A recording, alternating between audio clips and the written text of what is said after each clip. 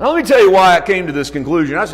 I'm digging around the book of Revelation, and I'm watching how the whole, because I think the book of Revelation is really the end of that Jewish economy.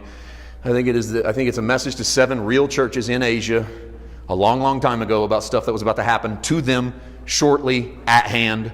So close, don't seal the book. That's how it ends. It's so close, don't seal the book. Revelation's not in your future. In fact, guys, Daniel gets to the end of his book and God goes, seal it. It's going to take a long time for this stuff to happen. 400 years later, Jesus is quoting Daniel. 400 years, a long time. Book of Revelation. Don't seal it.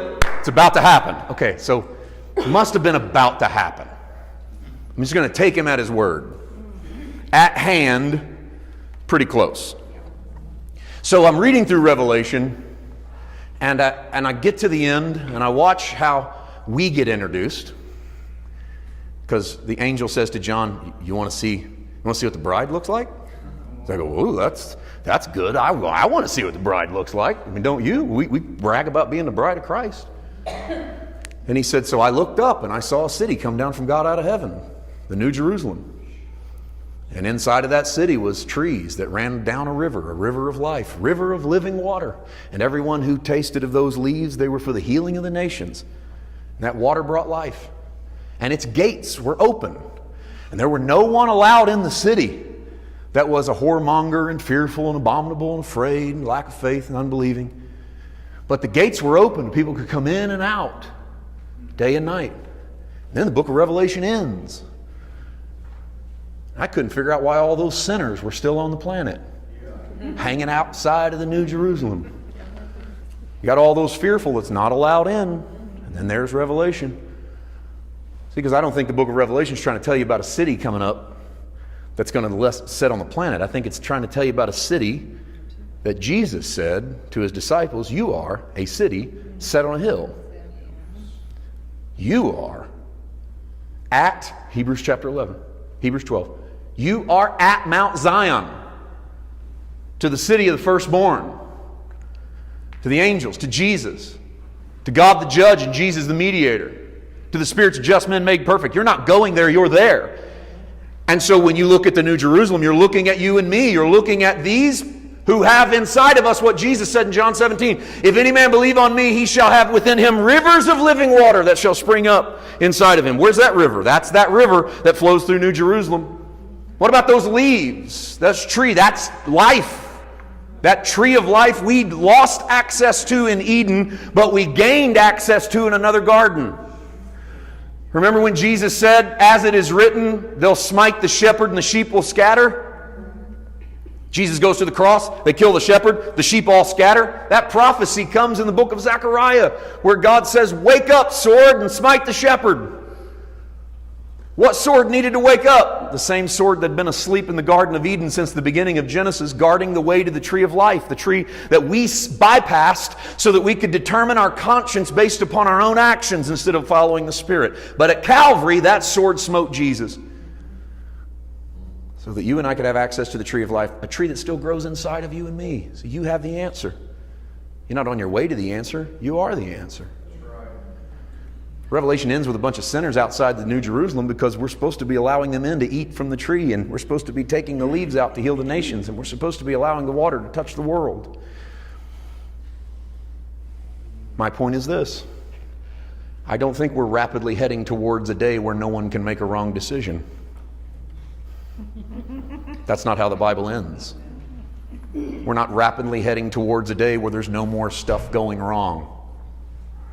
It's time that we start living in a day where you and I represent the grace of God, the love of the Father, and the good that is in God to a people who are convinced that God doesn't love them and God doesn't care and maybe there is no God at all. As we start to represent the God of love and the God of compassion, the God with a little bit of humility and a little bit of empathy, instead of a lot of what we present in the church, when we start to present that God and people see that God, I'm not saying we're going to turn every atheist or every agnostic onto Jesus, but we're fighting losing battles oftentimes because we're not putting Jesus in the center of the argument to show that Jesus frames the argument about who God really is. And you're never really going to know it until you look to Jesus, until you see who He is. So freedom is dangerous. So let me go back to a couple of the questions. Why doesn't God just jam the gun? Well, because if God steps in and jams the gun, we don't ever understand what liberty really is. We don't ever understand what freedom really is, and freedom is a dangerous way to live. I'd rather live free in a dangerous world than to live without freedom in a safe world. Amen. Did you hear that? I think we have to understand that the purpose of the gospel is not to provide us with an environment only of safety, but an environment of the wisdom of the Spirit.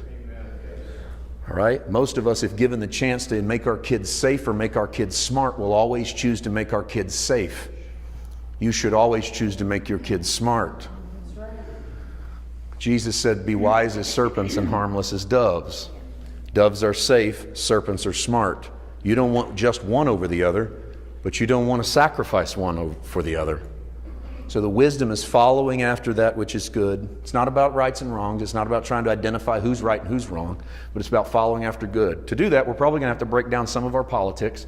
We're probably going to have to get off of one side of the aisle or the other. We're going to have to start looking after good instead of looking after what we think is right or who we think is right. We're going to have to start following that simple and gentle voice of the Spirit, moving after what is good. But God is not in the business of jamming the gun, because God loves liberty, and it is for freedom that He set us free.